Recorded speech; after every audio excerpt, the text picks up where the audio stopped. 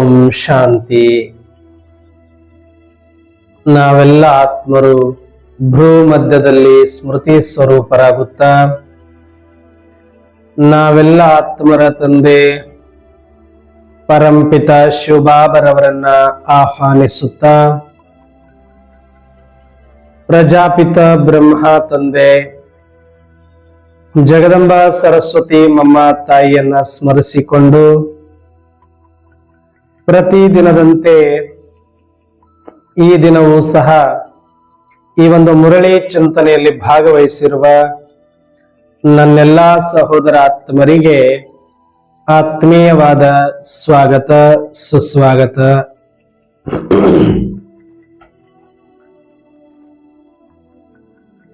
ಈ ದಿನ ಬಾಬಾರವರು ಮುರಳಿಯಲ್ಲಿ ಅನೇಕ ವಿಚಾರಗಳನ್ನ ತಿಳಿಸಿದ್ದಾರೆ. ವರದಾನವೂ ಕೂಡ ಅದ್ಭುತವಾದಂತ ವರದಾನವನ್ನು ಕೊಟ್ಟಿದ್ದಾರೆ. ಅದರಲ್ಲೂ ಇವತ್ತು ನಮ್ಮ ಧಾರಣೆಗಾಗಿ ಸ್ಲೋಗನ್ ತುಂಬಾ ಇರೋದ್ರಿಂದಾನೇ ಈ ದಿನ ಸ್ಲೋಗನ್ ಕುರಿತಾಗಿ ಸಂಕ್ಷಿಪ್ತವಾದ ಚಿಂತನೆಯನ್ನ ನಾವು ಮಾಡೋಣ. ಈ ದಿನದ ಸ್ಲೋಗನ್ ಆಗಿದೆ, ಆತ್ಮೀಯತೆಯಿಂದ ರೋಷಾಗ್ನಿಯನ್ನ ಸಮಾಪ್ತಿ ಮಾಡಿ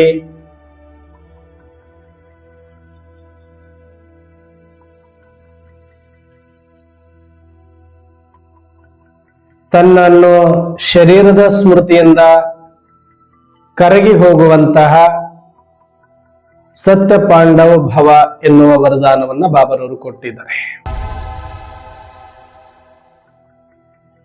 ದೇಹಬಾನದ ತನ್ನನ್ನು ಶರೀರದ ಸ್ಮೃತಿಯಿಂದ ಕರಗಿ ಹೋಗುವಂತಹ ಸತ್ಯ ಪಾಂಡವ ಆಗಿ ಅಂತ ವರದಾನ ಕೊಟ್ಟಿದ್ದಾರೆ.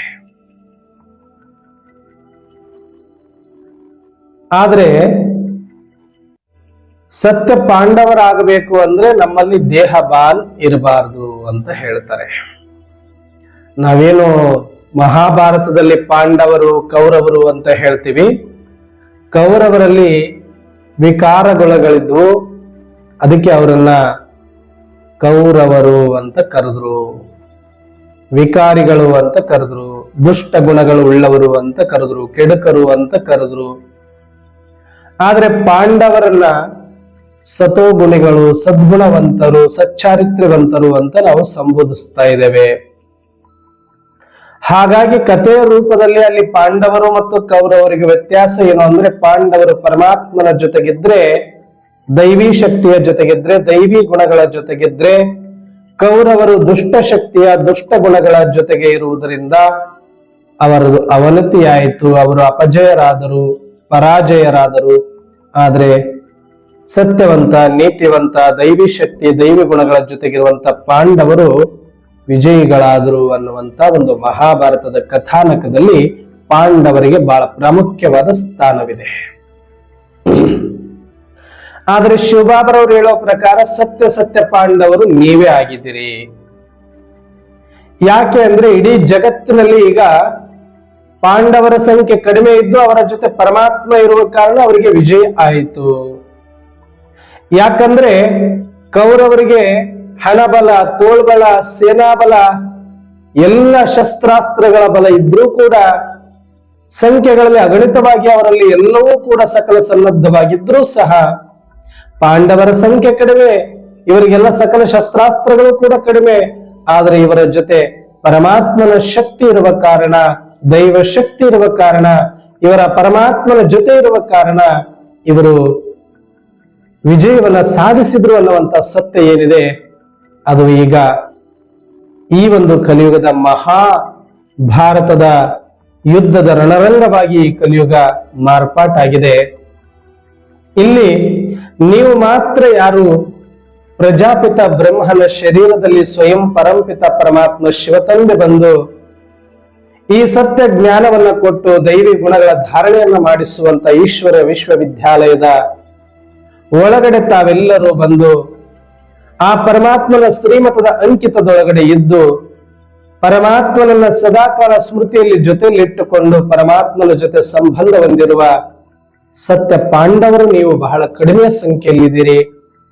ಆದ್ರೆ ಇವತ್ತು ಮೋಸ, ವಂಚನೆ, ಅನೀತಿ, ಅನಾಚಾರ, ಅತ್ಯಾಚಾರಗಳಲ್ಲಿ ತೊಡಗಿರುವ ವಿಕಾರ ಗುಣಗಳನ್ನೇ ಆಸಿಕೊಂಡು ಹೊದ್ದಿರುವ ಜನಗಳ ಸಂಖ್ಯೆ ಹೆಚ್ಚಾಗಿದ್ರು ಕೂಡ, ದುಷ್ಟಗಳ ಸಂಖ್ಯೆ ಜಾಸ್ತಿ ಇದ್ರು ಕೂಡ, ಶಿಷ್ಟರ ಸಂಖ್ಯೆ ನಿಮಗೆ ಕಡಿಮೆ ಇದ್ರು, ಆದ್ರೆ ಕೊನೆಯಲ್ಲಿ ಅಂತಿಮದಲ್ಲಿ ಜಯ ಜಯಕಾರ ನೀವು ಪಾಂಡವ ಮಕ್ಕಳಿಗೆ ಆಗುತ್ತೆ.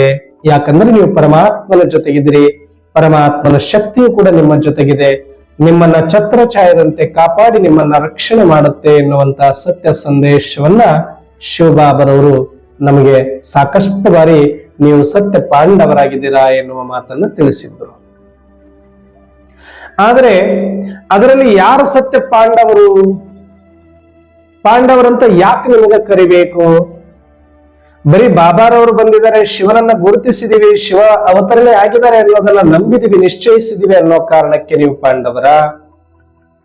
ಅಥವಾ ಪರಮಾತ್ಮ ಸ್ಥಾಪಿಸಿರುವ ಈ ಒಂದು ಈಶ್ವರೀಯ ವಿಶ್ವವಿದ್ಯಾಲಯದೊಳಗಡೆ ಬಂದು ಆ ಪರಮಾತ್ಮ ಕೊಟ್ಟಿರುವ ಜ್ಞಾನವನ್ನ ತೆಗೆದುಕೊಳ್ತಾ ಇದ್ದೀವಿ ಅಂತ ಪಾಂಡವರ? ಅಥವಾ ಪರಮಾತ್ಮ ಕೊಟ್ಟಿರುವ ಈ ಒಂದು ಶ್ರೀಮತದ ಸಂಪ್ರದಾಯವನ್ನು ಅಳವಡಿಸಿಕೊಂಡಿದ್ದೇವೆ ಅನ್ನೋ ಕಾರಣಕ್ಕೆ ಪಾಂಡವರ ಅಂತ ಕೇಳಿದ್ರೆ, ಬರೀ ಸ್ಥೂಲವಾದ ಸಂಪ್ರದಾಯ ಅಥವಾ ಸ್ಥೂಲವಾದ ಪರಿವರ್ತನೆಗೆ ನೀವು ಪಾಂಡವರಾಗುವುದಿಲ್ಲ. ಬದಲಾಗಿ ಯಾರಲ್ಲಿ ದ್ವೇಷದ ಅಗ್ನಿ, ಕ್ರೋಧದ ಅಗ್ನಿ, ರೋಷದ ಅಗ್ನಿ ಸಮಾಪ್ತಿಯಾಗುತ್ತೋ ಅವರು ಮಾತ್ರ ಪಾಂಡವರು. ಕೌರವರು ದ್ವೇಷದ ಅಗ್ನಿಯಲ್ಲಿ ಬೆಂದು ತಾವು ಕೂಡ ಸುಟ್ಟುಕೊಂಡು ಸತ್ತು ಹೋದ್ರು. ದ್ವೇಷ, ಅಸೂಯೆ, ರೋಷ ಅಗ್ನಿಗೆ ಹೋಲಿಸ್ತಾರೆ, ದ್ವೇಷ ಅಗ್ನಿ, ರೋಷ ಅಗ್ನಿ ಅಂತ. ಯಾಕೆ ಅಂದ್ರೆ ಅದು ಬೆಂಕಿಯ ಗುಣವೇ ಆಗಿದೆ, ಮೊದಲು ತನ್ನನ್ನ ಸುಟ್ಟುಕೊಂಡು ಬೇರೆಯವರನ್ನ ಸುಡುವಂತದ್ದು. ಹಾಗಾಗಿ ಯಾರಲ್ಲಿ ಆ ರೋಷ ಅನ್ನೋದು ಇರುತ್ತೆ, ಮೊದಲು ಅವರಲ್ಲಿ ನಾಶ ಆಗತ್ತೆ. ಅವರಲ್ಲಿರುವ ದೈವಿ ಗುಣಗಳನ್ನ ನಾಶ ಮಾಡುತ್ತೆ, ದೈವಿ ಸಂಪತ್ತನ್ನ ನಾಶ ಮಾಡುತ್ತೆ, ದೈವಿ ಶಕ್ತಿಯನ್ನ ನಾಶ ಮಾಡುತ್ತೆ, ಅಲ್ಲಿರುವ ದೈವತ್ವವನ್ನು ನಾಶ ಮಾಡಿ ಅನಂತರ ಅನೇಕರಿಗೆ ಅದರಿಂದ ಅಪಾಯಕಾರಿಯಾಗುವಂತ ಸೂಚನೆಯನ್ನ ಕೊಟ್ಟು ತಾನೂ ಸುಟ್ಟು ಭಸ್ಮವಾಗುವುದರ ಜೊತೆಗೆ ತನ್ನೆಲ್ಲ ಸುತ್ತಮುತ್ತಲಿರುವ ಪರಿಸರವನ್ನು ಸುಟ್ಟು ಹಾಳು ಮಾಡುತ್ತೆ. ಹೇಗೋ ಹಾಗೆ ಈ ರೋಷ ಅನ್ನುವಂಥ ವಿಕಾರ ಏನಿದೆ, ದ್ವೇಷ ಅನ್ನುವಂಥ ವಿಕಾರ ಏನಿದೆ, ಇದನ್ನು ಅಗ್ನಿಗೆ ಹೋಲಿಸಲಾಗಿದೆ. ಇದು ಯಾರಲ್ಲಿ ಇರುತ್ತೆ ಅವರಲ್ಲಿ ಸಂಪೂರ್ಣವಾಗಿ ಸತ್ವ ಗುಣ ಅನ್ನೋದು ಸಮಾಪ್ತಿಯಾಗಿ ತಮೋ ಗುಣದಲ್ಲಿ ಬಂದು ವಿಕಾರದಲ್ಲಿ ಪೂರ್ತಿ ವಿಪರೀತದ ಮಟ್ಟಕ್ಕೇರಿ ಪೂರ್ತಿ ಸರ್ವನಾಶ ಹೊಂದುವಂತಹ ಎಲ್ಲಾ ಲಕ್ಷಣಗಳು ಕೂಡ ಇರುತ್ತೆ. ಅದಕ್ಕೆ ಅಂತವರನ್ನ ಕೌರವರು ಅಂತ ಕರೆದ್ರು. ಆದ್ರೆ ನೀವು ಪಾಂಡವರು ಬರೀ ಆಚರಣೆಗಳಿಂದ ಆಗ್ಲಿಕ್ಕೆ ಸಾಧ್ಯ ಇಲ್ಲ. ನೀವು ಯಾವಾಗ ನಿಮ್ಮಲ್ಲಿ ಆತ್ಮೀಯತೆಯನ್ನು ತುಂಬಿಕೊಳ್ತೀರಿಯೋ, ಪ್ರತಿಯೊಬ್ಬರನ್ನ ಆತ್ಮದ ದೃಷ್ಟಿಯಿಂದ ನೋಡ್ತೀರಿಯೋ, ಅಲ್ಲಿ ಸ್ತ್ರೀ ಪುರುಷ ಅನ್ನುವ ಭೇದ ಭಾವ ಇಲ್ಲ, ಇವರು ನಮ್ಮವರು ಬೇರೆಯವರು ಅನ್ನುವ ಭೇದ ಭಾವ ಇಲ್ಲ, ಎಲ್ಲರೂ ಶಿವ ಸಂತಾನರು ಶಿವಪುತ್ರರೆನ್ನುವ ಆತ್ಮೀಯತೆಯ ಭಾವ ಎಲ್ಲಿ ಇರುತ್ತದೆಯೋ ಅಲ್ಲಿ ನಿಜವಾದ ಪಾಂಡವತ್ವ, ನಿಜವಾದ ದೈವತ್ವ, ನಿಜವಾದ ಸತೋ ಸಾತ್ವಿಕತೆ ಅನ್ನೋದು ಬೆಳೆಯುತ್ತೆ. ಹಾಗಾಗಿ ನೀವು ಸತ್ಯ ಪಾಂಡವರಾಗಬೇಕು ಅಂದ್ರೆ ಆತ್ಮೀಯತೆ ಇರಬೇಕಾಗತ್ತೆ.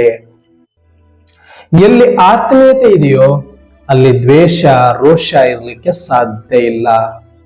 ಹೇಗೆ ಬಿಸಿ ಮತ್ತು ತಂಪು ಎರಡು ಒಟ್ಟಿಗೆ ಇರಲಿಕ್ಕೆ ಸಾಧ್ಯ ಇಲ್ಲ. ಬಿಸಿ ಇದ್ದಾಗ ತಂಪು ಇರೋದಿಲ್ಲ, ತಂಪು ಇದ್ದಾಗ ಬಿಸಿ ಇರೋದಿಲ್ಲ, ಕತ್ತಲಿದ್ದಾಗ ಬೆಳಕಿರೋದಿಲ್ಲ, ಬೆಳಕಿದ್ದಾಗ ಕತ್ತಲು ಇರುವುದಿಲ್ಲ. ಅವೆರಡೂ ಕೂಡ ಒಂದು ನಾಣ್ಯದ ಮುಖಗಳಂತೆ ಇದ್ರೂ ಕೂಡ ಆದರೆ ಒಂದರ ಜಾಗದಲ್ಲಿ ಮತ್ತೊಂದು ಇರಲಿಕ್ಕೆ ಸಾಧ್ಯ ಇಲ್ಲ. ಹಾಗಾಗಿ ಎಲ್ಲಿ ಆತ್ಮೀಯತೆ ಇದೆಯೋ ಅಲ್ಲಿ ದ್ವೇಷಾಗ್ನಿ, ರೋಷಾಗ್ನಿ ಇರಲಿಕ್ಕೆ ಸಾಧ್ಯವೇ ಇಲ್ಲ. ರೋಷ ಮತ್ತು ದ್ವೇಷದ ಅಗ್ನಿಯನ್ನು ಆರಿಸಬೇಕು ಅಂದ್ರೆ ಆತ್ಮೀಯತೆಯ ಅಮೃತ ಸಿಂಚನವನ್ನ ಮಾಡಬೇಕಾಗತ್ತೆ. ಇಲ್ಲಿ ಸ್ವಯಂ ಪರಂಪಿತ ಪರಮಾತ್ಮ ಬಂದು ನಮಗೆ ಆತ್ಮದ ಸ್ಮೃತಿಯನ್ನ ಕೊಟ್ಟು, ಆತ್ಮೀಯ ಜ್ಞಾನವನ್ನ ಕೊಟ್ಟು, ಆತ್ಮೀಯ ದೃಷ್ಟಿಯನ್ನ ಕೊಟ್ಟು, ಆತ್ಮೀಯತೆಯ ಅಮೃತವನ್ನ ತುಂಬಿಸ್ತಾ ಇದ್ದಾರೆ. ಯಾಕಂದ್ರೆ ಎಷ್ಟು ಆತ್ಮೀಯತೆ ಅನ್ನೋದು ಹೆಚ್ಚಾಗ್ತಾ ಹೋಗುತ್ತೆ, ಅಷ್ಟು ರೋಷಾಗ್ನಿ ಸಮಾಪ್ತಿ ಆಗ್ತಾ ಆಗ್ತಾ ಆಗ್ತಾ ಬರುತ್ತೆ. ಉದಾಹರಣೆಗೆ ಹೇಗೆ ಎಲ್ಲಾದ್ರೂ ಒಂದು ಕಡೆ ಅಕಸ್ಮಾತ್ ಆಗಿ ಬೆಂಕಿ ಹೊತ್ತಿಕೊಂಡಾಗ, ಬೆಂಕಿ ಮೊದಲು ಚಿಕ್ಕದಾಗಿ ಕಿಡಿಯಿಂದ ಆರಂಭವಾಗಿದ್ರು ಕೂಡ ಅದಕ್ಕೆ ಸಿಕ್ಕ ವಸ್ತುಗಳನ್ನೆಲ್ಲ ದಹನ ಮಾಡ್ತಾ ಮಾಡ್ತಾ ಅದರ ರೋಷ ಇನ್ನೂ ಆವೇಶ ಜಾಸ್ತಿ ಆಗ್ತಾ ಹೋಗುತ್ತೆ ಹೊರತಾಗಿ ಕಡಿಮೆ ಆಗೋದಲ್ಲ. ಅದು ಗಾಳಿಗೆ ಸಿಕ್ಕ ಬೆಂಕಿ ಆದ್ರಂತೂ ಸಿಕ್ಕಾಪಟ್ಟೆ ದ್ವಾ ಬೃಹದಾಕಾರವಾಗಿ ಬೆಂಕಿಯ ರೋಷಾಗ್ನಿ ಅನ್ನುವಂಥದ್ದು ಬೆಳೆಯುತ್ತೆ. ಆಗ ನಾವೇನ್ ಮಾಡ್ತೇವೆ, ಈ ತರ ಬೆಂಕಿ ಹೊತ್ತುಕೊಂಡು ದಗ ಅಂತ ಉರಿತಾ ಇದ್ದಾಗ ಅದನ್ನ ಆರಿಸ್ಲಿಕ್ಕೆ, ನಂದಿಸ್ಲಿಕ್ಕೆ ಅಗ್ನಿಶಾಮಕ ದಳದವರಿಗೆ ಫೋನ್ ಮಾಡ್ತೇವೆ. ಆಗ ಅಗ್ನಿಶಾಮಕ ದಳದವರು ಆ ಒಂದು ಅಗ್ನಿಯನ್ನ ಆರಿಸ್ಲಿಕ್ಕೆ ಅದರ ವಿರುದ್ಧ ಗುಣವನ್ನು ಹೊಂದಿರತಕ್ಕಂಥ, ತಂಪನ್ನ ಹೊಂದಿರತಕ್ಕಂಥ ನೀರನ್ನ ತೆಗೆದುಕೊಂಡು ಟ್ಯಾಂಕರ್ಗಳ ಮುಖಾಂತರ ಓಡಿ ಬರ್ತಾರೆ. ಬಂದ ತಕ್ಷಣನೇ ನೀರಿನ ಪ್ರೆಷರಿನ ಮುಖಾಂತರ ತಂಪನ್ನ ಕೊಡ್ಲಿಕ್ಕೆ ಪ್ರಯತ್ನ ಮಾಡ್ತಾರೆ. ಆದ್ರೆ ಯಾವಾಗ ಬೆಂಕಿ ನಂದುತ್ತೆ ಅಂದ್ರೆ ಆ ಬೆಂಕಿಯ ದ್ವೇಷಾಗ್ನಿ, ರೋಷಾಗ್ನಿಯ ಧಗಧಗ ಅಂತ ಉರಿಯುವ ಆ ಒಂದು ಪ್ರಮಾಣ ಎಷ್ಟರ ಮಟ್ಟಿಗಿದೆಯೋ ಅದಕ್ಕಿಂತ ಈ ನೀರಿನ ತಂಪಿನ ಪ್ರಮಾಣ ಜಾಸ್ತಿ ಆದಾಗ ಅದು ಆರ್ಲಿಕ್ಕೆ ಆರಂಭ ಆಗತ್ತೆ. ಆರ್ಲಿಕ್ಕೆ ಆರಂಭ ಆಗತ್ತೆ. ಎಲ್ಲಿಯ ತನಕ ಒಂದು 50% ಬೆಂಕಿ ಇದೆ, 48% ನೀವು ನೀರು ಕೊಟ್ಟರು ಕೂಡ ಬೆಂಕಿ ಅದು ಏನು ಕೆಲಸ ಮಾಡೋದಿಲ್ಲ. ಅದು ತನ್ನ ಪಾಡಿ ತಾನು ಉರಿತಾ ಇರುತ್ತೆ. ಆದ್ರೆ ಅದರ ಪ್ರಮಾಣ ಜಾಸ್ತಿ ಆಗೋದನ್ನು ತಡೆಗಟ್ಟಿದೆ ಅಷ್ಟೇ ಹೊರತಾಗಿ, ಆದ್ರೆ ಅದು ಇದ್ದ 50% ಬೆಂಕಿಯನ್ನು ಇನ್ನೂ ಆರಿಸ್ಲಿಕ್ಕೆ ಆರಂಭ ಮಾಡಿಲ್ಲ. ಯಾವಾಗ ಆರಂಭ ಮಾಡುತ್ತೆ, ತಡಿಲಿಕ್ಕೆ ಆರಂಭ ಆಗುತ್ತೆ. 10%, 20%, 30% ನೀರು ಕೊಟ್ಟು ತಂಪು ಮಾಡಿದ್ರು ಕೂಡ ಆದ್ರೆ ಇನ್ನೂ ಜಾಸ್ತಿ ಆಗುವ ಪ್ರಮಾಣವನ್ನ ತಡೆಗಟ್ಟಿದೆ ಹೊರತಾಗಿ, ಆದ್ರೆ 50% ಬೆಂಕಿಯನ್ನು ಆರಿಸ್ಲಿಕ್ಕೆ ಆರಂಭ ಆಗಿಲ್ಲ. ಯಾವಾಗ ಆರಂಭ ಅಂದ್ರೆ 50% ಬೆಂಕಿ ಇದ್ದು 50% ತಂಪು ನೀರು ಅದರ ಮೇಲೆ 1% ಬಂತು ಅಂದ್ರೂ ಅಲ್ಲಿಂದ ಆರಂಭ ಈ 50% ಬೆಂಕಿಯನ್ನು ಆರಿಸ್ಲಿಕ್ಕೆ ಅದು ಯೋಗ್ಯ ಅಂತ ಆಗತ್ತೆ. ಆಗ ಅದು ನೀರಿನ ಪ್ರಮಾಣ ಜಾಸ್ತಿ ಮಾಡ್ತಾ 50, 60, 70, 80, 100 ಈ ತರ ಮಾಡ್ತಾ ಹೋದಾಗ ಕಂಪ್ಲೀಟ್ ಆಗಿ 50% ಬೆಂಕಿಯನ್ನ ಈ ತಂಪು ಆವರಿಸಿಕೊಂಡಾಗ ಮಾತ್ರ ಇದು ಸಮಾಪ್ತಿ ಆಗತ್ತೆ ಹೊರತಾಗಿ ಅಲ್ಲಿಯ ತನಕ ಬೆಂಕಿ ಯಾವುದೇ ಕಾರಣಕ್ಕೂ ನಂದಲಿಕ್ಕೆ ಸಾಧ್ಯವಾಗೋದಿಲ್ಲ. ಅದಕ್ಕೆ ಹೇಗೆ ನಮ್ಮಲ್ಲಿ ಕೂಡ ವಿಕಾರಿ ಗುಣಗಳು, ಈ ರೋಷಾಗ್ನಿ ಅನ್ನುವಂಥದ್ದು ಜನ್ಮಾಂತರಗಳಿಂದ ಅದು ಬೃಹದಾಕಾರವಾಗಿ ಅಗ್ನಿಯ ರೂಪದಲ್ಲಿ ತಾಳಿಕೊಂಡು ಉರಿತಾ ಇದೆ, ನಮ್ಮನ್ನೂ ನಾಶ ಮಾಡಿ ನಮ್ಮ ಸುತ್ತಮುತ್ತಲಿರುವ ಸಂಬಂಧಗಳನ್ನೂ ನಾಶ ಮಾಡ್ತಾ ಇದೆ ಅಂದಾಗ, ಈಗ ನಾವು ಒಂದೇ ಸಲಕ್ಕೆ ಬಂದ್ಬಿಟ್ಟು ಬಾಬರವರು ನಮಗೆ ಆತ್ಮದ ಸ್ಮೃತಿ ಕೊಟ್ಟ ತಕ್ಷಣ ನಾನು ಆತ್ಮ ಅನ್ಕೊಂಡು ಬಿಟ್ಟೆ, ನನಗೆ ಇವತ್ತೆಲ್ಲ ರೋಷಾಗ್ನಿ ಹೋಗ್ಬಿಡ್ತು ಅಂತ ಹೇಳಕ್ಕಾಗೋದಿಲ್ಲ.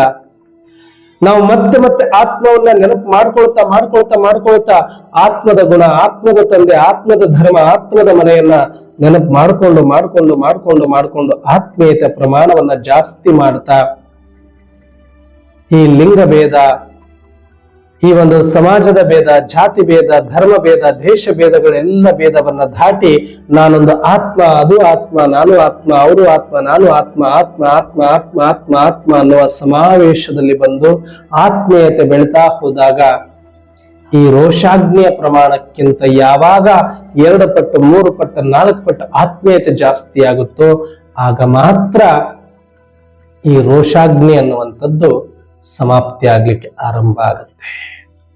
ಇಲ್ಲ, ನಾನು ದಿನಾಲು ಒಂದು ಅರ್ಧ ಗಂಟೆ ಮೆಡಿಟೇಷನ್ ಮಾಡ್ತೇನೆ, ಅರ್ಥಾತ್ ಆತ್ಮೀಯತೆಯನ್ನು ಹೆಚ್ಚು ಮಾಡ್ಕೊಳ್ತೇನೆ, ಆದ್ರೆ 23 ಗಂಟೆ ನಾನು ರೋಷಾಗ್ನಿಯನ್ನ ಹಂಗೆ ಬೆಳೆಲಿಕ್ಕೆ ಬಿಟ್ಟಿದ್ದೀನಿ, ಜಾಸ್ತಿ ಏನು ಮಾಡ್ಕೊಂಡಿಲ್ಲ, ಹಂಗೆ ಉರಿಲಿಕ್ಕೆ ಬಿಟ್ಟಿದ್ರು ಕೂಡ ಅದು ಯಾವ ಕೆಲಸಕ್ಕೂ ಬರೋದಿಲ್ಲ. ಹಾಗಾಗಿ ಎಷ್ಟಾಗಬೇಕು ಅಂದ್ರೆ ನಮ್ಮೊಳಗಡೆ ದ್ವೇಷ, ಅಸೂಯೆ ಎಷ್ಟು ಒಳಗಡೆ ಗಂಟು ಕಟ್ಕೊಂಡು ಬಿಟ್ಟಿದೆ. ಅದು ಯಾರನ್ನ ನೋಡಿದ್ರೆ ನಮಗಾಗೋದಿಲ್ಲ, ಯಾರು ನಮಗಿಂತ ಮುಂದೆ ಹೋದ್ರೆ ಆಗೋದಿಲ್ಲ, ನಮಗಿಂತ ಚೆನ್ನಾಗಿ ಕಾಣಿಸ್ಕೊಂಡ್ರೆ ಆಗೋದಿಲ್ಲ, ನಮಗಿಂತ ಒಂದಷ್ಟು ಹಣವನ್ನ ಸಂಪಾದನೆ ಮಾಡಿದ್ರೆ ಆಗೋದಿಲ್ಲ, ನಮಗಿಂತ ಒಂದು ಪ್ರಮೋಷನ್ ಜಾಸ್ತಿ ತಗೊಂಡ್ರೆ ಆಗೋದಿಲ್ಲ, ನಮಗಿಂತ ಒಂದು ಒಳ್ಳೆ ಕಾರ್ ಇಟ್ಕೊಂಡ್ರೆ ಆಗೋದಿಲ್ಲ, ನಮಗಿಂತ ಒಂದು ಒಳ್ಳೆ ಮನೆ ಕಟ್ಕೊಂಡ್ರೆ ಆಗೋದಿಲ್ಲ, ನಮಗಿಂತ ಒಂದು ಒಳ್ಳೆ ಹೊಗಳಿಕೆ ಪಡ್ಕೊಂಡ್ರೆ ಆಗೋದಿಲ್ಲ. ಅಷ್ಟರ ಮಟ್ಟಿಗೆ ಇವತ್ತು ನಮ್ಮ ಮನಸ್ಥಿತಿ ಅನ್ನೋದು ದುರಸ್ತಿ ಆಗೋಗ್ಬಿಟ್ಟಿದೆ. ಪೂರ್ತಿಯಾಗಿ ಅದು ದಾರಿ ತಪ್ಪಿ ಬಿಟ್ಟಿದೆ. ಒಳಗಡೆ ದ್ವೇಷ, ಅಸೂಯದ ಗಂಟುಗಳು ಎಷ್ಟು ಕಟ್ಕೊಂಡ್ಬಿಟ್ಟಿದೆ ಅಂದ್ರೆ ಯಾರನ್ನ ನೋಡಿದ್ರು ಅಲರ್ಜಿ, ಯಾರನ್ನ ನೋಡಿದ್ರು ದ್ವೇಷ, ಯಾರನ್ನ ನೋಡಿದ್ರು ಜಿಗುಪ್ಸೆ, ಯಾರನ್ನ ನೋಡಿದ್ರು ಬೇಜಾರು, ಒಂದು ಚೂರು ಸಮಾಧಾನ ಇಲ್ಲ. ಯಾಕೆ ಅಂದ್ರೆ ಅಷ್ಟು ಜನ್ಮಾಂತರದಲ್ಲಿ ನಾವು ಕಟ್ಕೊಂಡು ಆ ಗಂಟುಗಳನ್ನ ಹಾಕೊಂಡು ಬಂದ್ಬಿಟ್ಟಿದೀವಿ. ಜಾತಿಗಳ ಒಂದು ಗಂಟುಗಳಿದೆ, ಧರ್ಮದ ಗಂಟುಗಳಿದೆ, ದೇಶದ ಗಂಟುಗಳಿದೆ, ಹೆಣ್ಣು ಗಂಡು ಅನ್ನುವ ಗಂಟುಗಳಿದೆ, ನಮ್ಮವರು ಬೇರೆಯವರು ಅನ್ನುವ ಗಂಟುಗಳಿದೆ. ಇವ್ರು ಚೆನ್ನಾಗಿದ್ದಾರೆ ಅಂದ್ರೆ ಅಸೂಯದ ಗಂಟು, ಮೇಲೆ ಹೋಗ್ತಿದ್ದಾರೆ ಅಂದ್ರೆ ದ್ವೇಷದ ಗಂಟು, ಈ ತರ ಗಂಟುಗಳು ಹಾಕೊಂಡು ಬರೀ ಗಂಟುಗಳಿಂದ ತುಂಬಿಕೊಂಡು ಹೋಗಿದೆ ನಮ್ಮ ಶರೀರ ಮತ್ತು ಮನಸ್ಸು. ಸುಮ್ಮನೆ ಒಂದು ಅರ್ಧ ಗಂಟೆ ಬಂದು ಯೋಗ ಮಾಡಿಬಿಟ್ಟು ನಾನೆಲ್ಲ ಸರಿ ಹೋಗ್ಬಿಡ್ತೀನಿ ಅಂದ್ರೆ ಆಗೋ ಮಾತಲ್ಲ ಇದು. ಒಂದೊಂದೇ ನನ್ನ ಸ್ಪೀಡ್ ಹೆಂಗಿರ್ಬೇಕು ಅಂದ್ರೆ, ನಾನು ಯೋಗಕ್ಕೆ ಕೂತ್ಕೊಂಡ್ರೆ ಆತ್ಮ ಅಂತ ತಿಳ್ಕೊಂಡು ಆತ್ಮದ ಅನುಭೂತಿ ಮಾಡ್ತಾ ಹೋದ್ರೆ ಆತ್ಮದ ನಶೆ ಒಳಗಡೆ ಹೆಂಗ ಏರಿದ ತಕ್ಷಣನೇ ಸಟ ಸಟ ಸಟ ಸಟ ಎಲ್ಲನೂ ಕೂಡ ಬಿಚ್ಕೊಂಡ್ಬಿಡ್ಬೇಕು ಗಂಟುಗಳು ನೀಟಾಗಿ. ಹೆಂಗೆ ಬಹಳ ದಿನ ಕೆರೆದೇ ಬಿಟ್ಟಿರ್ತಕ್ಕಂಥ ಕೂದಲುಗಳು ಗಂಟು ಹಾಕೊಂಡು ಹಿಕ್ಕಾಗ್ತಾವಲ್ಲ, ಹಿಕ್ಕಿಡಿದಿರುವಂತ ಗಂಟು ಬಿದ್ದಿರುವಂತ ಕೂದಲುಗಳನ್ನ ಬಿಡಿಸಬೇಕು ಅಂತಂದ್ರೆ ಸ್ವಲ್ಪ ಬಾಚಣಿಕೆ ಹಾಕಿದ ತಕ್ಷಣ ಬಂದ್ಬಿಡಲ್ಲ, ಅದು ಗಂಟಲ್ಲಿ ಸಿಕ್ಕಾಕೊಳ್ಳುತ್ತೆ. 1 ಸಲ 2 ಸಲ 3 ಸಲ 4 ಸಲ ನೀಟಾಗಿ ನಯವಾಗಿ ಅದು ಹೆಂಗಂದ್ರೆ ಹಂಗೆ ಜಗ್ಗಾಡಿದ್ರೆ ಹರಿದೇ ಹೋಗುತ್ತೆ ಅದು ಕೂದಲು, ಅಷ್ಟರ ಮಟ್ಟಿಗೆ ಗಂಟು ಬಿದ್ದು ಬಿಟ್ಟಿರುತ್ತೆ. ಆದ್ರೆ ಸ್ವಲ್ಪ ಸಹನೆಯಿಂದ ಸ್ವಲ್ಪ ಎಣ್ಣೆ ಹಾಕಿ ನೀಟಾಗಿ ಅದನ್ನ ಸ್ವಲ್ಪ ಹದವಾಗಿ ಬಿಡಿಸ್ತಾ ಒಂದ್ ಅರ್ಧ ಗಂಟೆ, 3/4 ಗಂಟೆ, 1 ಗಂಟೆ ಅದಕ್ಕೆ ಸಮಯ ಕೊಟ್ರೆ ಸ್ವಲ್ಪ ಒಂದ ದಿನಕ್ಕೆ ಬಂದು ಬಿಡಲ್ಲ ಹಂತಕ್ಕೆ. ಆ ರೀತಿ 1 ಸಲ 2 ಸಲ 3 ಸಲ 4 ಸಲ ಮಾಡ್ತಾ ಹೋದಾಗ ಮತ್ತೆ ನಾರ್ಮಲ್ ಮೋಡಿಗೆ ತಿರುಗುತ್ತೆ. ಹೇಗೋ ಹಾಗೆ ನಮ್ಮದು ಕೂಡ ಜನ್ಮಾಂತರಗಳಿಂದ ಈ ಒಂದು ದ್ವೇಷ ಅಸೂಯದ ಗಂಟುಗಳನ್ನ ಹಾಕೊಂಡು ಬಂದ್ಬಿಟ್ಟಿದೀವಿ. ಸುಮ್ಮನೆ ಹಿಂಗ್ ಯೋಗಕ್ಕೆ ಕೂತ ತಕ್ಷಣ ಎಲ್ಲ ಬಿಚ್ಕೊಂಡು ಬಿಟ್ಟು ಬಿಡಲ್ಲ, ಎಲ್ಲ ನೀಟ್ ಆಗ್ಬಿಡಲ್ಲ. ಸ್ವಲ್ಪ ಕಷ್ಟ ಪಡಬೇಕು, ಸ್ವಲ್ಪ ಒಳಗಡೆ ಪ್ರಾಯಶ್ಚಿತ್ತ ಆಗಬೇಕು, ಒಳಗಡೆ ಒಂದು ಪಾಪ ಪ್ರಜ್ಞೆ ಕಾಡಬೇಕು, ಭಗವಂತನಲ್ಲಿ ಮೊರೆ ಹೋಗಬೇಕು, ನನ್ನಲ್ಲಿರುವ ಬಲಹೀನತೆಗಳನ್ನ ಗುರುತಿಸಬೇಕು, ನನ್ನಲ್ಲಿರುವ ಬಲಹೀನತೆಗಳ ಬಗ್ಗೆ ನಾನು ಒಂದಷ್ಟು ಬೇಸರ ಪಡಬೇಕು, ಭಗವಂತನಲ್ಲಿ ಅಪ್ಲಿಕೇಶನ್ ಹಾಕಿ ನನ್ನಲ್ಲಿರುವ ದುರ್ಗುಣಗಳನ್ನ ದೂರ ಮಾಡುವಂತ ಕೇಳ್ಕೊಳ್ಬೇಕು, ನಾನು ಯಾರನ್ನ ನೋಡಿದ್ರು ಕೂಡ ದ್ವೇಷ ಮಾಡ್ತೀನಿ ಅವರೆಲ್ಲರನ್ನ ಪ್ರೀತಿಸುವ ಗುಣ ಕೊಡು ಅಂತ ಕೇಳ್ಕೊಳ್ಬೇಕು. ಈ ರೀತಿಯಾಗಿ ನನ್ನ ಒಳಗಡೆ ನಾನು ಮನನ ಚಿಂತನ ಮಾಡಿಕೊಂಡು ಪಶ್ಚಾತ್ತಾಪದ ಬೇಗೆಯಲ್ಲಿ ಸ್ವಲ್ಪ ನಮ್ಮನ್ನ ಫ್ರೈ ಮಾಡಿಕೊಂಡು ನೀಟಾಗಿ ಎಲ್ಲಾ ದ್ವೇಷ ಅಸೂಯೆ ಮಾಡುವಂತ ಭಾವದಿಂದ ಹೊರಗಡೆ ನಮ್ಮನ್ನ ತಂದುಕೊಂಡು ಆಮೇಲೆ ನಾವು ಎಲ್ಲರನ್ನ ಆತ್ಮೀಯ ದೃಷ್ಟಿಯಿಂದ ನೋಡೋದ ಅಭ್ಯಾಸ ಮಾಡ್ತಾ ಮಾಡ್ತಾ ಮಾಡ್ತಾ ಮಾಡ್ತಾ ಮಾಡ್ತಾ ಒಂದು ದಿನ ಆತ್ಮೀಯತೆ ಪ್ರಮಾಣ ಹೆಚ್ಚಾಗತ್ತೆ. ಯೋಗ ಮಾಡಬೇಕು, ಧಾರಣೆ ಮಾಡಬೇಕು, ಪರಿವಾರದ ಭಾವ, ಆತ್ಮೀಯ ಭಾವ, ಶಿವ ಯೋಗದ ಒಂದು ಸ್ಮೃತಿ ಸದಾಕಾಲ ಇದ್ದಾಗ ನಮ್ಮಲ್ಲಿ ದ್ವೇಷ ಅಸೂಯೆ ರೋಷ ಅನ್ನೋದೋಗುತ್ತೆ. ಆಗ ಯಾರೇ ನಮಗಿಂತ ಮುಂದೆ ಹೋದ್ರು ಅದು ಒಂದು ಸಹೋದರ ಆತ್ಮ ಅಂತ ಖುಷಿ ಪಡುವ ವಿಶಾಲ ಹೃದಯ ನಮ್ಮಲ್ಲಿ ಬರ್ಲಿಕ್ಕೆ ಸಾಧ್ಯ ಇದೆ. ಯಾರೇ ನಮಗಿಂತ ಒಳ್ಳೆ ಕಾರ್ ತಗೊಂಡ್ರು ಅಂದ್ರೂ ಖುಷಿ ಪಡ್ತೀವಿ. ಯಾರೇ ನಮಗಿಂತ ಒಳ್ಳೆ ಬಂಗ್ಲೆ ಕಟ್ಟಿದ್ರು ಅಪ್ಪ ಯಾವತ್ತಾದ್ರೂ ಒಂದಿನ ಬಂದು ಹೋಗಕ್ಕೆ ಒಂದು ಅನುಕೂಲ ಆಯ್ತು ಅನ್ಕೊಳ್ತೀವಿ. ಅಥವಾ ಯಾರೇ ನಮಗಿಂತ ಮುಂದೆ ಹೋಗಿ ಒಂದು ಹೊಗಳಿಕೆ ತಗೊಳ್ತಾ ಇದ್ದಾರೆ ಅಂದ್ರೆ ಅದು ನನ್ನ ಸಹೋದರ ಆತ್ಮನೇ ಬಿಡು, ಎಲ್ಲ ಒಂದೇ ಪರಿವಾರ, ನಾವು ಮಾಡೋದು ಒಂದೇ ಕಾರ್ಯ, ನಾವೆಲ್ಲರೂ ಆ ಶಿವನ ಸಂತಾನರು, ಶಿವನ ಸೇವೆಯಲ್ಲಿ ತೊಡಗಿದವರು ಅನ್ನುವಂತ ಒಂದು ಸುಂದರವಾದ ಭಾವ ನಮ್ಮಲ್ಲಿ ಮೂಡಬೇಕು ಅಂತಂದ್ರೆ ನಮ್ಮಲ್ಲಿ ಆ ಎಲ್ಲ ಗಂಟೆಗಳು ಸಮಾಪ್ತಿಯಾಗಿ ಆತ್ಮೀಯತೆ ಹೆಚ್ಚಾದಾಗ ಮಾತ್ರ ಅದು ಮತ್ತೆ ವಿಶಾಲ ಹೃದಯವನ್ನ ಪಡೀಲಿಕ್ಕೆ ಸಾಧ್ಯತೆ ಇರುತ್ತೆ. ಅದಕ್ಕೆ ಇವತ್ತು ಬಾಬರವರು ಹೇಳ್ತಾರೆ, ಆತ್ಮೀಯತೆಯಿಂದ ರೋಷಾಗ್ನಿಯನ್ನ ಸಮಾಪ್ತಿ ಮಾಡಿ. ಇದು ಒಂದು ಕಡೆ. ಇದ್ರ ಜೊತೆಗೆ ಮತ್ತೆ ಇನ್ನೊಂದು, ಇದಾಗಬೇಕು, ಆತ್ಮೀಯತೆ ಜಾಸ್ತಿಯಾಗಿ ರೋಷ ಕಡಿಮೆ ಆಗ್ಬೇಕಂದ್ರೆ ಏನ್ ಮಾಡ್ಬೇಕಾದ್ರೆ ಹೋಮ್ವರ್ಕ್ ಕೊಟ್ಟಿದ್ದಾರೆ. ಏನು ಅಂದ್ರೆ ತನ್ನನ್ನ ತಾನು ದೇಹದ ಸ್ಮೃತಿಯಿಂದ ಕರಗಿ ಹೋಗಿಬಿಡ್ಬೇಕು. ಹೆಂಗೆ ಬೆಟ್ಟದಲ್ಲಿ ಅತತ ಪಾಂಡವರು ಕರಗಿದ್ರು ಅಂತ ಹೇಳ್ತಾರಲ್ಲ, ಆ ಬೆಟ್ಟದಲ್ಲಿ ಕರಗೋದಲ್ಲ, ಈ ದೇಹಾಭಿಮಾನ ಅನ್ನುವ ಬೆಟ್ಟವನ್ನ ಏನು ದೊಡ್ಡದು ಬೃಹದಾಕಾರವಾಗಿ ಮಾಡ್ಕೊಂಡ್ ಬಿಟ್ಟಿದಾರಲ್ಲ ಅದನ್ನ ಕರಗಿಸ್ಬೇಕು. ನೀವು ಬೆಟ್ಟವನ್ನ ಕರಗಿಸ್ಬೇಕು, ಬೆಟ್ಟದಲ್ಲಿ ನೀವು ಕರಗೋದಲ್ಲ, ದೇಹಾಭಿಮಾನ ಅನ್ನುವ ಬೆಟ್ಟವನ್ನ ಕರಗಿಸಬೇಕು. ತನ್ನನ್ನ ಆತ್ಮದ ಸ್ಮೃತಿಯಲ್ಲಿ ಇಟ್ಟುಕೊಂಡು ದೇಹಾಭಿಮಾನದ ಸ್ಮೃತಿಯಿಂದ ಕರಗಿ ಹೋಗ್ಬಿಡ್ಬೇಕು. ಆಗ ನಿಜವಾದ ಪಾಂಡವರಾಗ್ತೀರಾ ಅಂತ ಹೇಳ್ತಾರೆ. ಅಂದ್ರೆ ಈ ದ್ವೇಷ ಅಸೂಯದ ಗಂಟುಗಳಿಗೆ ಕಾರಣನೇ ನಾನೊಂದು ದೇಹ, ನಾನೊಬ್ಬ ಪುರುಷ, ನಂದೊಂದು ಇಂಥ ಜಾತಿ, ನಂದೊಂದು ಇಂಥ ಧರ್ಮ, ನಂದೊಂದು ಇಂಥ ದೇಶ, ನಂದು ಇಂಥ ಒಂದು ಕ್ಯಾರೆಕ್ಟರ್ ಅನ್ನುವಂತ ಒಂದು ದೇಹ ಅಭಿಮಾನದ ಒಂದು ದೃಷ್ಟಿ ಏನಿದೆ ಅದೇ ಈ ಎಲ್ಲ ದ್ವೇಷ ಅಸೂಯದ ಗಂಟುಗಳಿಗೆ ಕಾರಣ ಆಗಿದೆ. ಹಾಗಾಗಿ ಈ ಗಂಟುಗಳನ್ನ ಬಿಚ್ಚಬೇಕು ಅಂತಂದ್ರೆ ಆತ್ಮೀಯತೆಯಲ್ಲಿ ಬರಬೇಕು ಮತ್ತು ದೇಹ ಅಭಿಮಾನದ ಈ ಒಂದು ಸ್ಮೃತಿ ಕರಗಿ ಹೋಗಬೇಕು. ನಾನು ಆತ್ಮ ಅನ್ನುವ ಸ್ಮೃತಿಯಲ್ಲಿ ವ್ಯವಹಾರ ಮಾಡೋದು ಕಲಿಬೇಕು. ನಾನು ಆತ್ಮ, ನೀನು ಆತ್ಮ, ನಾನು ಗಂಡು ಅಲ್ಲ, ನಾನು ಹೆಣ್ಣು ಅಲ್ಲ, ನಾನು ಇಂಥ ಜಾತಿ, ಇಂಥ ಧರ್ಮ, ಇಂಥ ದೇಶದವನಲ್ಲ, ನಾನು ಶಿವಲೋಕದವನು, ನಾನು ಶಿವ ಸಂತಾನ, ನಾನೊಂದು ಚೈತನ್ಯ, ನಾನೊಂದು ಬಿಂದು, ನಾನೊಂದು ಅವಿನಾಶಿ, ನಾನೊಂದು ಅನಾದಿ ಶಕ್ತಿ, ನಾನೊಂದು ಆತ್ಮ ಜ್ಯೋತಿ ಎನ್ನುವಂತಹ ಭಾವ ಬಂದು ಎಲ್ಲರನ್ನು ಅದೇ ದೃಷ್ಟಿಯಲ್ಲಿ ನೋಡಿದಾಗ ಮಾತ್ರನೇ ಈ ಒಂದು ದೇಹಾಭಿಮಾನದ ಬೆಟ್ಟ ಕರಗಿ ಹೋಗುತ್ತೆ. ಆಗ ನೀವು ಸತ್ಯ ಪಾಂಡವರಾಗ್ತೀರಿ ಅಂತ ಹೇಳ್ತಾರೆ. ಅದಕ್ಕೆ ನಾವು ಕೂಡ ಆತ್ಮೀಯತೆಯಿಂದ ಏನು ಲಾಭ ಇದೆ, ದೇಹಾಭಿಮಾನದಿಂದ ಏನು ನಷ್ಟ ಇದೆ, ಸುಮ್ಮನೆ ನೀವು ಯೋಗಕ್ಕೆ ಕೂತ್ಕೊಂಡಾಗ ನಿಮ್ಮನ್ನ ನೀವು ಕೇಳ್ಕೊಳ್ಳಿ, ಪ್ರಶ್ನೆ ಮಾಡ್ಕೊಳ್ಳಿ. ಯಾಕೆ ಬಾಬರವರು ದೇಹಾಭಿಮಾನ ಬಿಟ್ಬಿಡಿ, ದೇಹದ ಬಾನ ಬಿಟ್ಬಿಡಿ, ನಿಮ್ಮನ್ನ ದೇಹ ಅಂತ ತಿಳ್ಕೊಂಡಿರಲ್ಲ, ಅದನ್ನ ಮೊದಲು ಮರೆತು ಬಿಡಿ ಅಂತಾರೆ. ಯಾಕಂದ್ರೆ ಇನ್ನು ಮುಂದೆ ಈ ದೇಹದಿಂದ ಅಥವಾ ಬೇರೆ ಅನ್ಯ ಯಾವುದೇ ದೇಹಗಳಿಂದ ಅಥವಾ ಯಾವುದೇ ದೇಹಧಾರಿಗಳಿಂದ ಯಾವ ಸುಖವೂ ಸಿಗುವುದಿಲ್ಲ, ಯಾವ ಸುಖವೂ ಸಿಗುವುದಿಲ್ಲ. ಸ್ವತಃ ನನ್ನ ಶರೀರದಿಂದಲೂ ಕೂಡ ನನಗೆ ದುಃಖ ಇದೆ, ಶರೀರಧಾರಿಗಳಿಂದಲೂ ದುಃಖ ಇದೆ. ಹಾಗಾಗಿ ನಿನ್ನ ಶರೀರವನ್ನೇ ನೀನು ನಂಬಬೇಡ, ನಿನ್ನ ಶರೀರವನ್ನೇ ನಿಂದು ಅಂತ ಅನ್ಕೊಳ್ಬೇಡ, ನೀನು ಅಂತ ಅನ್ಕೊಳ್ಬೇಡ. ಇರೋವರೆಗೂ ಅದನ್ನ ಬಳಸ್ಕೋ, ಇರೋವರೆಗೂ ಅದನ್ನ ಸಹಯೋಗ ತಗೋ, ಇರೋವರೆಗೂ ಅದನ್ನ ಸೇವೆಯಲ್ಲಿ ಬಳಸಿ ಅದರ ಭಾಗ್ಯವನ್ನು ಬೆಳಗಿಸು ಬಿಟ್ರೆ, ಆದ್ರೆ ಅದರ ಮೇಲೆ ನೀನು ಆಧಾರಿತ ಆಗಬೇಡ. ನೀನು ನಿರಾಧಾರ ಆತ್ಮ ಅನ್ನುವ ಸ್ಮೃತಿಯಲ್ಲಿ ಬರಬೇಕು. ಈ ಆಧಾರ ನನಗೆ ಶರೀರ ಅಂತ ಬಿಡಬೇಕು, ಬದಲಾಗಿ ಆತ್ಮ ಶರೀರಕ್ಕೆ ಆಧಾರ ಅನ್ನೋ ಪಾಠ ಪಕ್ಕ ಆಗಬೇಕಾಗತ್ತೆ. ಯಾಕಂದ್ರೆ ಮುಂದಿನ ದಿನಗಳಲ್ಲಿ ಈ ಶರೀರ ಯಾವುದು ನಿಮಗೆ ಸುಖ ಕೊಡ್ಲಿಕ್ಕೆ ಸಾಧ್ಯ ಇಲ್ಲ. ರೋಗಗಳಿಂದ ತುಂಬಿ ಹೋಗ್ತವೆ, ಹಸುವಿನಿಂದ ಬಳಲಿ ಹೋಗುತ್ತೆ, ನೀರಿನ ದಾಹದಿಂದ ಕಂಗೆಟ್ಟು ಹೋಗುತ್ತೆ, ಶುದ್ಧ ಗಾಳಿ ಇಲ್ಲದೆ ಒದ್ದಾಡುವ ಪರಿಸ್ಥಿತಿ ಬರುತ್ತೆ, ಚಳಿ ಬಿಸಿಲು ತಾಪಗಳಿಂದ ಬೆಂದು ಹೋಗುತ್ತೆ. ಈ ಶರೀರವನ್ನು ಕಾಪಾಡಿಕೊಳ್ಳುವ ಭರದಲ್ಲಿ ನಿಮ್ಮನ್ನ ನೀವು ಮರೆತು ಬಿಟ್ರಿ ಅಂತಂದ್ರೆ ರವರವ ನರಕವನ್ನು ನೋಡ್ಬೇಕಾಗತ್ತೆ. ಅಷ್ಟೇ ಅಲ್ಲ, ನೀವು ಯಾರನ್ನ ಎಲ್ಲ ನಿಮ್ಮ ಸಂಬಂಧಿಕರು ಅಂತ ದೇಹಧಾರಿಗಳ ರೂಪದಲ್ಲಿ ನೋಡಿ ಹಚ್ಕೊಂಡಿರ್ತೀರಿ, ಅವರೆಲ್ಲರೂ ಕೂಡ ನಿಮ್ಮ ಕಣ್ಣು ಮುಂದೆಯೇ ಸಮಾಪ್ತಿ ಆಗುವುದನ್ನ, ನರಕದಲ್ಲಿ ಬೀಳೋದನ್ನ ನೋಡಿ ನೀವು ಕೂಡ ಗದ್ಗದಿತರಾಗಬೇಕಾಗಿ ಬರುತ್ತೆ. ಮುಂದೆ ಅಷ್ಟು ಈಸಿ ಇಲ್ಲ ಇದು. ದೇಹ ಸಮಾಪ್ತಿ ಆಗೋದು, ದೇಹ ಬಿಡೋದು ಇನ್ನು ಮುಂದೆ ಅಷ್ಟು ಈಸಿ ಇಲ್ಲ. ಇನ್ನು ಮುಂದೆ ಇದೆ ನಮ್ದು ಹಬ್ಬ.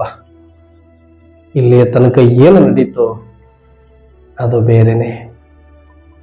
ಇನ್ನು ಮುಂದೆ ಏನು ನಡೆಯೋದಿದೆ ಅದು ಮಾರಿ ಹಬ್ಬನೇ. ಅದಕ್ಕೆ ರೆಡಿ ಆಗ್ಬೇಕೀಗ ನಾವು. ಇಲ್ಲಿ ತನಕ ಸುಮ್ಮನೆ ಪಾಠ, ಇನ್ನು ಮುಂದೆ ಪರೀಕ್ಷೆ ಸ್ಟಾರ್ಟ್ ಆಗೋಗಿದೆ. ಈಗ ಪಾತ್ರ ಮುಗಿದಾಯ್ತು, ಪರಮಾತ್ಮ ಬಂದಾಯ್ತು, ಪಾಠ ಮುಗಿಸಿ ಸಿಲೆಬಸ್ ಕಂಪ್ಲೀಟ್ ಆಗಿ ರಿವಿಷನ್ ಮಾಡಿ ಆಯ್ತು. ಇನ್ನೇನಿದ್ರು ಪರೀಕ್ಷಾ ಸಮಯ. ಎಲ್ರು ರೆಡಿಯಾಗಿರಿ. Be alert, be careful.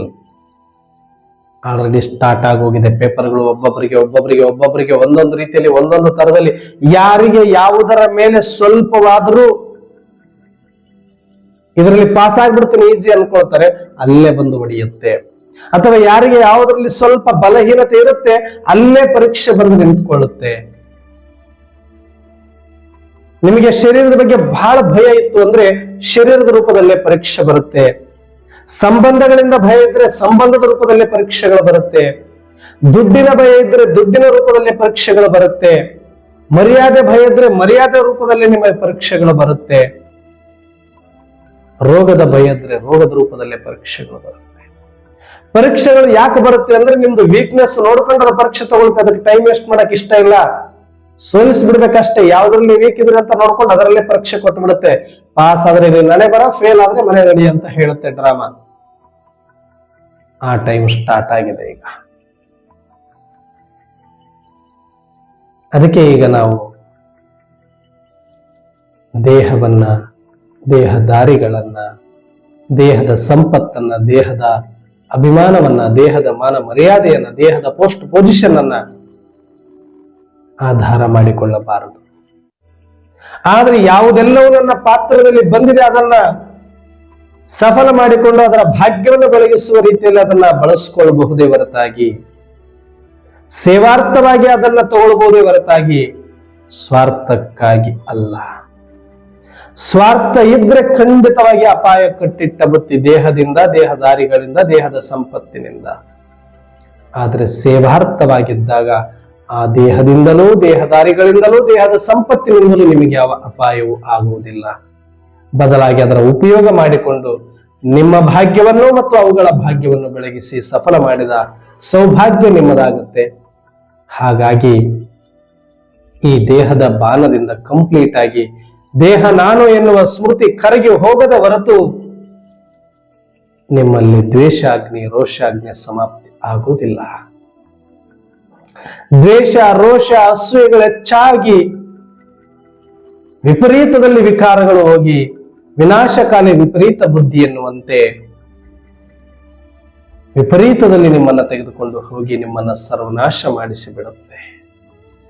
ಹಾಗಾಗಿ ಯಾವುದೇ ಕಾರಣಕ್ಕೂ ದೇಹ ನಾನು, ಈ ದೇಹ ನನ್ನದು, ಈ ದೇಹದಿಂದ ಇನ್ನೂ ಏನೋ ಇದೆ, ಇನ್ನು ಏನೇನೋ ಮಾಡಬೇಕು, ಈ ದೇಹದಿಂದ ಅಷ್ಟೆಲ್ಲ ಸೇವೆ ಮಾಡಬೇಕು, ಅಥವಾ ಈ ದೇಹದಿಂದ ಇನ್ನು ಅನೇಕರಿಗೆ ಅದು ಇದು ಮಾಡಬೇಕು, ಅನೇಕರ ಕಲ್ಯಾಣ ಆಗಬೇಕು, ಅನೇಕ ಸೇವಾದಾರಿಗಳನ್ನ ಜೊತೆಗಿಟ್ಕೊಳ್ಬೇಕು, ಅಥವಾ ದೇಹದ ಸಂಪಾದನೆಯಿಂದ ಅನೇಕ ಭಾಗ್ಯವನ್ನು ಬೆಳಗಿಸಬೇಕು.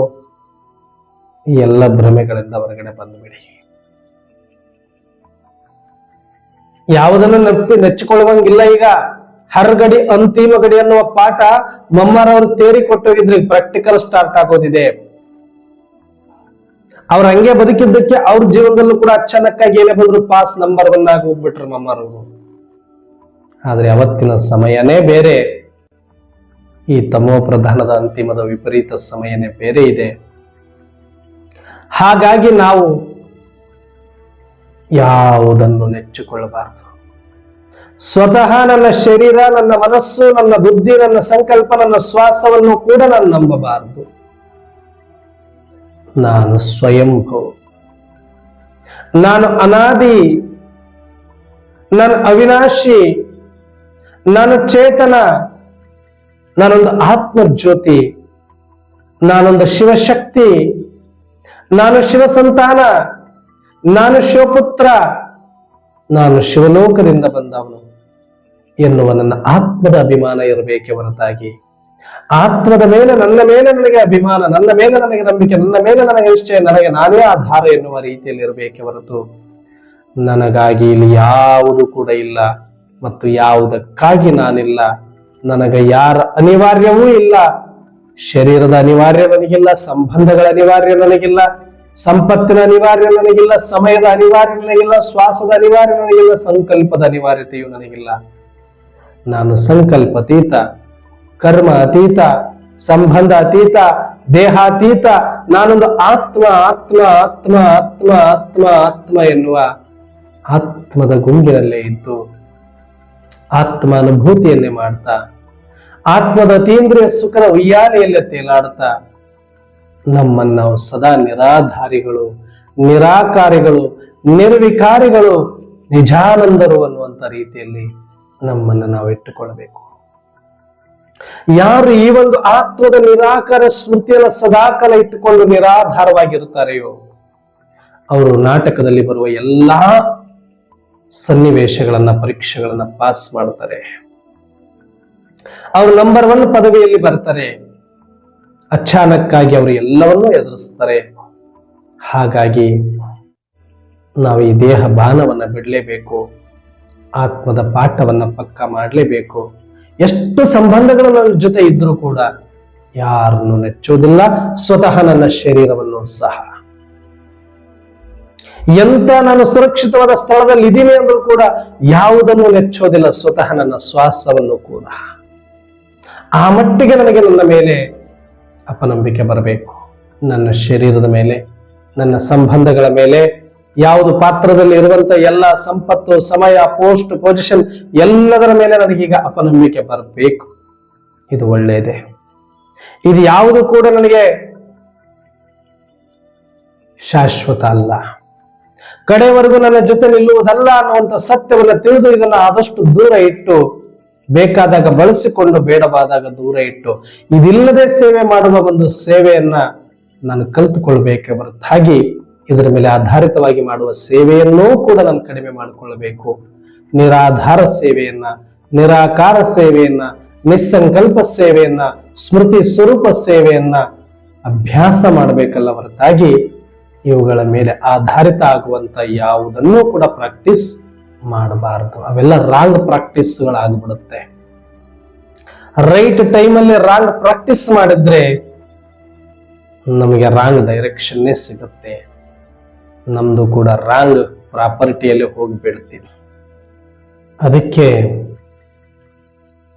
ನಾವು ಕೂಡ ಆತ್ಮ, ಪರಮಾತ್ಮ, ಪರಮಧಾಮ, ಆತ್ಮದ ಸ್ವಧರ್ಮ ಶಾಂತಿ, ಆತ್ಮದ ಗುಣಗಳು, ಆತ್ಮೀಯ ಸುಗಂಧ, ಆತ್ಮೀಯ ಆನಂದ, ಆತ್ಮೀಯ ಪ್ರೀತಿ, ಆತ್ಮೀಯ ಶಕ್ತಿ, ಈ ಅತೀಂದ್ರಿಯ ಸುಖದ ಉಯ್ಯಾಲೆಯಲ್ಲಿ ತೇಲಾಡುವವರಾಗಬೇಕು. ಎಷ್ಟು ಸಾಧ್ಯ ಅಷ್ಟು ನಿರಾಧಾರಿಗಳಾಗಬೇಕು. ಇದಾಗಲೇ ನಿಜಕ್ಕೂ ನಾವೇನಾದ್ರೂ ಇಷ್ಟೆಲ್ಲ ಜ್ಞಾನವನ್ನ ಕಲಿತಿದ್ದಕ್ಕೂ, ಪರಮಾತ್ಮ ಸಿಕ್ಕಿದ್ದಕ್ಕೂ, ನಾವು ಬರುವ ಪರೀಕ್ಷೆಗಳನ್ನ ಪಾಸಾಗಿ ತೋರಿಸ್ಲಿಕ್ಕೆ ಸಾಧ್ಯ ಇದೆ.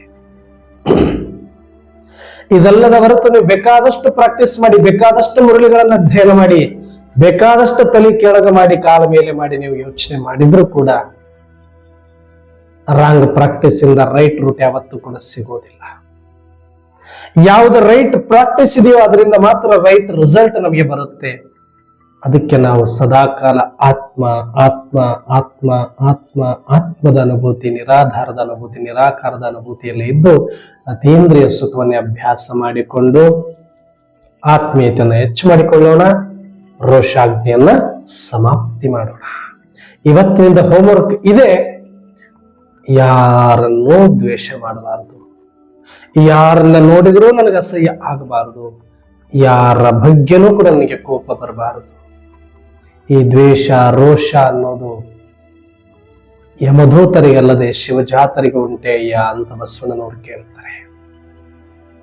ರೋಷ ದ್ವೇಷ ಅನ್ನೋದು ನಮಗಲ್ಲ, ಶಿವಶರಣರಿಗಲ್ಲ, ಶಿವಭಕ್ತರಿಗಲ್ಲ, ಶಿವಪುತ್ರರಿಗಲ್ಲ. ಅದು ವಿಕಾರಿ ವಿಲಾಸಿಗಳಿಗೆ ಮಾತ್ರ, ರಾಕ್ಷಸ ಗುಣದವರಿಗೆ, ದುಷ್ಟ ಪ್ರವೃತ್ತಿಯವರಿಗೆ ಮಾತ್ರ ಅಂತ ಹೇಳ್ತಾರೆ. ಬಲೆ ಆ ಪಾತ್ರ ಇದ್ದವರು ಅದನ್ನ ಮಾಡ್ಲಿ. ಆದರೆ ನಮಗೆ ಬ್ರಾಹ್ಮಣ ಪಾತ್ರ ಸಿಕ್ಕಿದೆ, ಸಾತ್ವಿಕ ಪಾತ್ರ ಸಿಕ್ಕಿದೆ, ಆದಿದೇವನ ಸಂತಾನ ಪಾತ್ರ ಸಿಕ್ಕಿದೆ, ವಿಶ್ವ ಮಹಾಪರಿವರ್ತನೆಯ ಪಾತ್ರ ಸಿಕ್ಕಿದೆ ಅಂದ್ರೆ ನಮ್ಮ ಪಾತ್ರಕ್ಕೆ ಆ ರೋಷ ದ್ವೇಷ ಅಸೂಯೆ ಸೂಟ್ ಆಗುವುದಿಲ್ಲ. ಎಲ್ಲವನ್ನು ಸಾಕ್ಷಿಯಾಗಿ ನೋಡಿ ಎಲ್ಲರನ್ನು ಕೂಡ ಸ್ವೀಕಾರ ಮಾಡುವಂತ ಆತ್ಮೀಯ ಭಾವವನ್ನು ಬೆಳೆಸಿಕೊಂಡು ರೋಷಾಗ್ನಿಯನ್ನ ಸಮಾಪ್ತಿ ಮಾಡಿಕೊಳ್ಳೋಣ.